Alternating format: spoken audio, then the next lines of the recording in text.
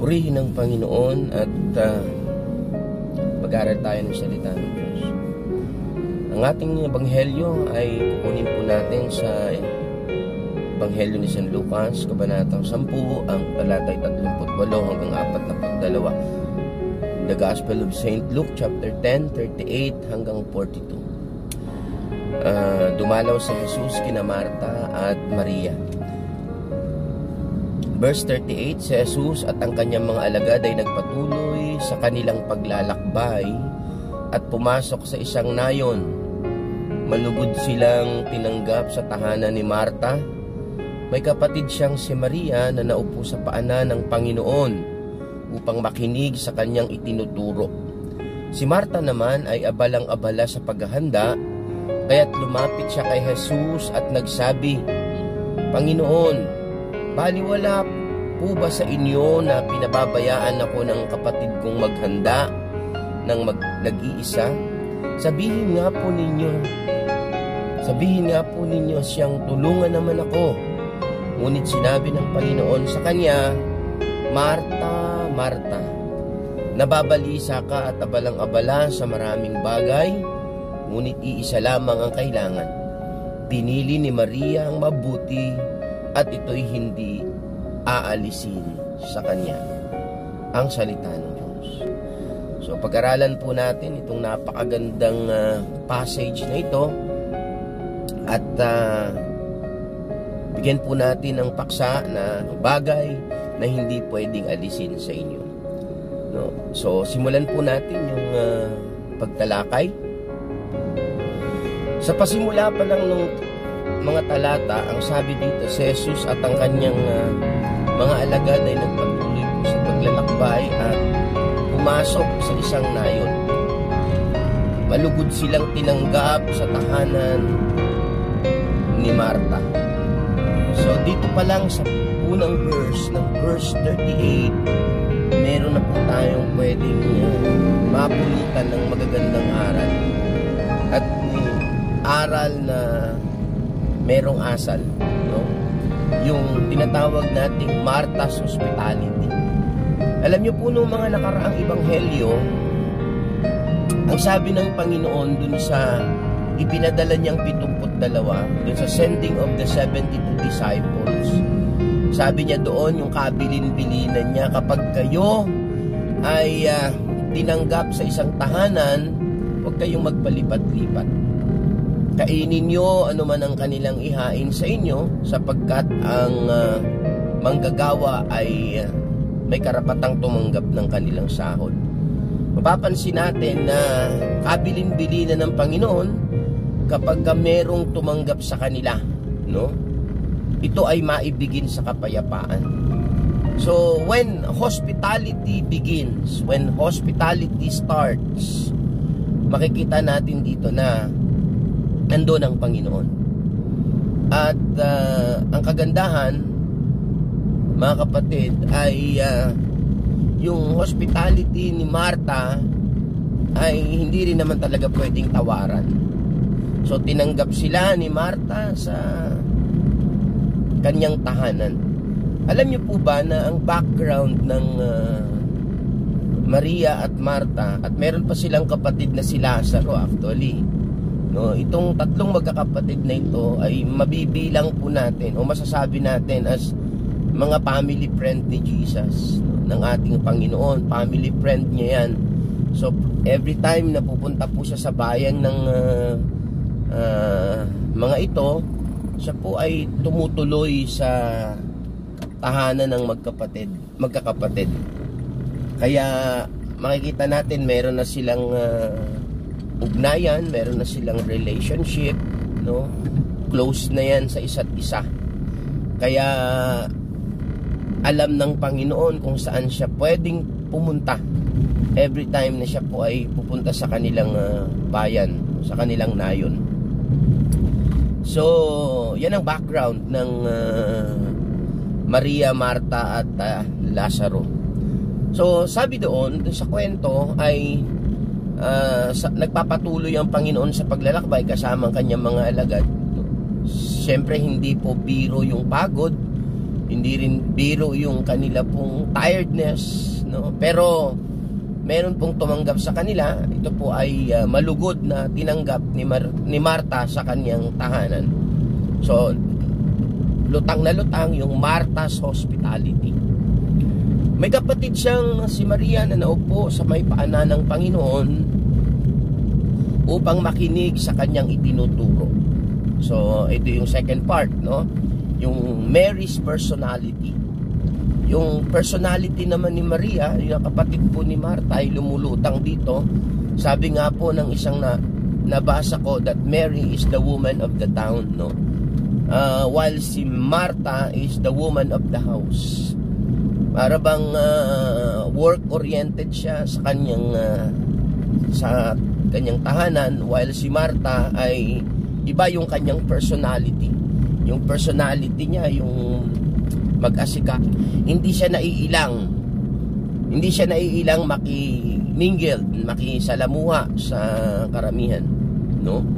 So kaya tinawag siyang woman of the town, while Marta is woman of the house. So, pero meron ditong isang maganda na makikita po natin, yung tinatawag nating Mary's priority. Yung priority ni Maria is to sit at the feet of Jesus. Yung maupo sa paanan ng Panginoon at makinig. To sit and listen to the teaching of the Lord. No, yun yung kanyang priority. So tayo po ba, ano po ba yung ating priority sa buhay? No? Isang magandang tanong po yan. It's a good question for us. Ano po ba yung ating mga priority? But there was a significance, mga kapatid. Meron pong isang significant itong salitang naupo sa paanan ng Panginoon, bukod sa pakikinig ng kanyang itinuturo. Meron pong significant yan. Yung pagkakaupo ni Maria sa paanan ng ating Panginoon. It speaks about intimacy or relationship. Meron niyang gustong sabihin. It speaks about intimacy or relationship na madalas nating nababasa yung to sit at the feet of Jesus. Kahit sa mga kanta, makikita po natin yun, na ang isang ipinaparating po niyan sa atin, it speaks about intimacy. So gaya ng sinabi ko sa inyo po, there was a significant in the word, mga kapatid, that Mary sit at the feet of Jesus and listen to the teaching of the Lord. So merong significant itong naupo sa paanan ng Panginoon. Now, in verse 39, sinabi po doon na si Maria ay naupo sa paanan ng Panginoon, while in verse 40, si Marta ay abalang-abala sa paghahanda. Kaya lumapit siya kay Jesus, nagsabi, Panginoon, baliwala po ba sa inyo na pinababayaan ako ng kapatid kong maghanda na nag-iisa? Sabihan nga po ninyo siyang tulungan naman ako. So, Marta's personality, no, abalang-abala po siya sa paghahanda, in preparation. He is a work-oriented. He wanted everything to be okay. Huwag nating isipin na masama si Marta, no? Huwag nating, pag i-interpret po natin itong passage na to, huwag nating isipin na mali yung ginagawa ni Marta, no? Tama, pero merong mas mahalaga, merong higit na mas mahalaga sa kanyang pinili, no? So yung Marta's personality ay abalang-abala sa paghahanda. She is a work-oriented personality and he wanted everything to be okay. Pero meron ako ditong napansin na bigla siyang nagsalita sa Panginoon, Lord, don't you care, no, that my sister ay hindi man lang ako tinutulungan. Yung aking kapatid ay hindi man lang ako tinutulungan. Well, dito meron tayong dapat matutunan that God always care for us. God cares, sabi nga. Nagmamalasakit syempre ang Diyos, no? At hindi binabaliwala ng Panginoon kailanman yung atin pong mga sakripisyo, yung ating mga paglilingkod, hindi yan babaliwalain ng Diyos. Palaging meron pong gantimpala ang ating mga paglilingkod, ang ating mga sacrifices. It will never go wrong, mga kapatid. Pero ang nakita ko lang, no, ay parang hindi niya alam na sa kabila ng lahat, ang Diyos palaging nagmamalasakit. So, ano po yung matututunan natin dito? Number 1, dapat nating matutunan dito sa mga dinaanan nating passage, never complain of what you are doing for God. Huwag tayong mag-complain ng mga ginagawa natin para sa Panginoon. Because at the end of the day, it's our choice. No, choice natin yan. It is our joy to serve. Kagalakan na po natin yung maglingkod sa Diyos eh. So, hindi natin dapat kinocomplain yung ginagawa natin sa Panginoon. Otherwise, you will be stuck looking for others. Yun nga ang nangyari kay Martha, no? Na-stuck siya looking for others. Bagamat meron po kasing kultura na kinukonsider dito, no, kung bakit si Martha ay na-upset, no, worried and upset of many things. Maaring isa na po doon kasi based sa kanilang culture, sa kanilang kultura, bawal ang isang babae na magmingle sa mga lalaki, no, bawal sa kanilang kultura. So, number 1, never complain of what you are doing for God. Number 2, never compare to others of what you are doing. Huwag mong ikumpara, o huwag nating ikumpara yung ating mga ginagawa sa kaharian ng Diyos. Stop looking of others' business. Ika nga, mind your own business. Kanya-kanyang tungkulin yan sa Panginoon. Kanya-kanya tayong task. Sabi nga, maraming bahagi ngunit iisa ang katawan. So, iba-iba ang function natin. Iba-iba yung mga personality natin sa kaharian ng Diyos. Huwag na nating hanapan yung iba. So, una, never complain of what you are doing for God. Never compare to others of what you are doing. And number 3, eto matindi, never command the Lord of what to do. Sabi ni Martha, no?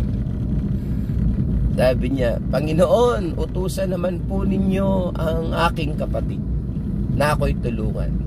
Hallelujah. Never command the Lord of what to do. He knows what to do. Alam ng Diyos kung ano dapat niyang gawin. Hindi mo kailangang utusan ng Diyos. Hindi natin kailangan manipulahin ang gusto ng Panginoon o gagawin ng Diyos, sapagkat alam ng Diyos kung ano yung dapat niyang gawin. He knows exactly kung ano yung mabuti para sa atin.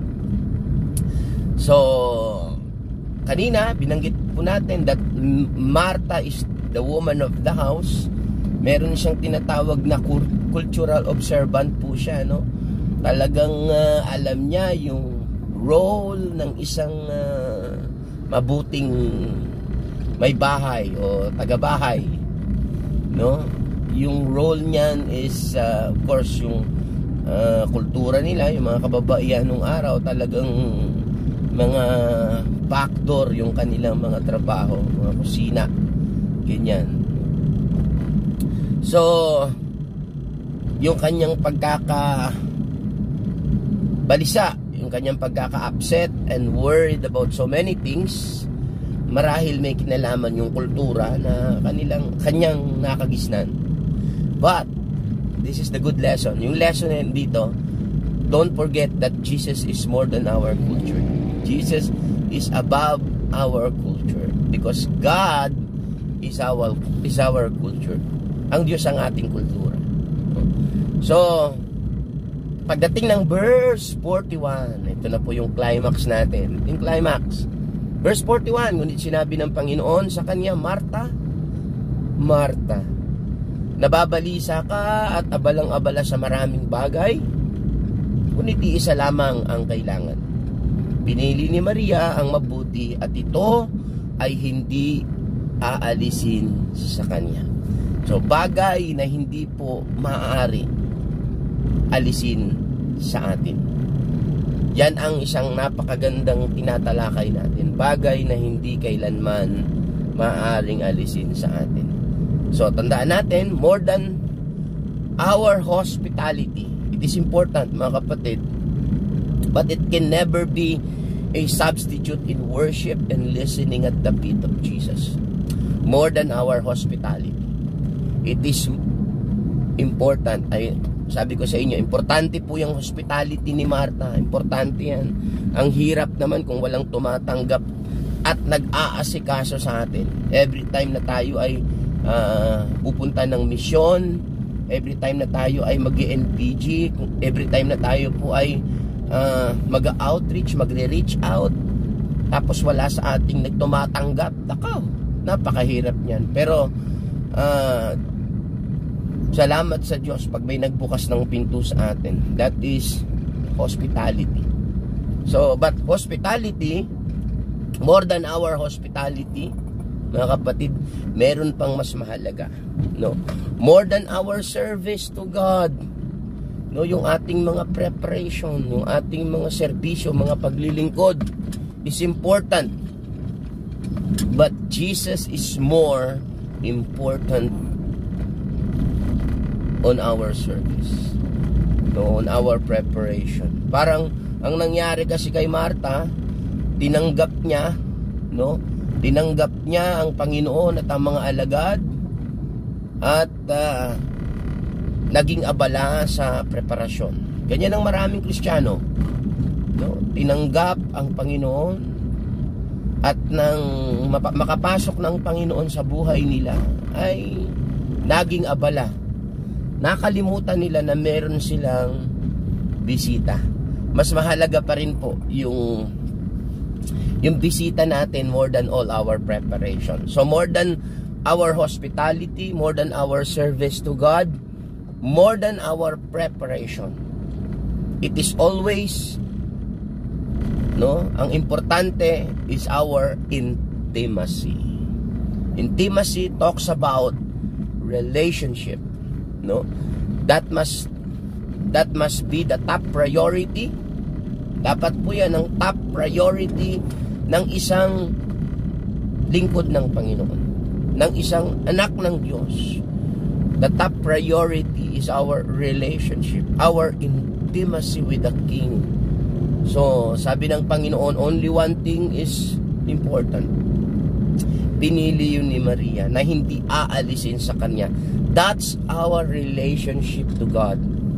Everything must be a secondary. So lahat secondary lang. Ang mahalaga, yung ating ugnayan, yung ating relasyon sa ating Panginoon. Kasi napakasarap magturo, ang sarap mag-share kapag alam mo na meron kang malalim na ugnayan sa iyong ibinabahagi.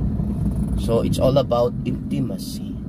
One thing is needful, one thing is important, one thing is necessary, no?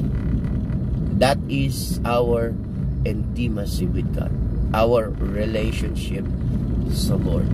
So, ano po yung ating mga priority sa buhay natin? Ano po yung ating mga pinagkakaabalahan na nagiging substitute natin sa ating pagsamba, sa ating intimacy, sa ating relationship sa ating Diyos? So sa mga pagkakataong ito, sapat na yan para makita natin na meron po tayong isang napakahalagang responsibility. Meron tayong isang goal na alam natin, the moment na ito yung choice natin, ito yung pipiliin natin, it will never be taken from us. Sabi nga, walang makapaghihiwalay sa atin sa pag-ibig ng Panginoon. So, hindi yan kayang alisin, hindi yan kayang tanggalin, hindi yan kayang kunin ng kahit na sino. Ang ating ugnayan, ang ating relasyon sa ating minamahal na Diyos. Salamat sa Panginoon. Tayo po ay muli papasalamat sa Diyos sa patuloy niyo pong pakikinig sa pag-aaral ng salita ng Panginoon. Yung mga reflection po natin dito, nawa makatulong sa inyo pong mga pag-aaral. At kung meron po kayong mga comment, just comment down below at hit the notification bell at mag-subscribe na rin po kayo para lumawak pa yung ating pong mission. Salamat sa Diyos. Pagpalain po kayo ng Panginoon. Kuya Bong, God bless.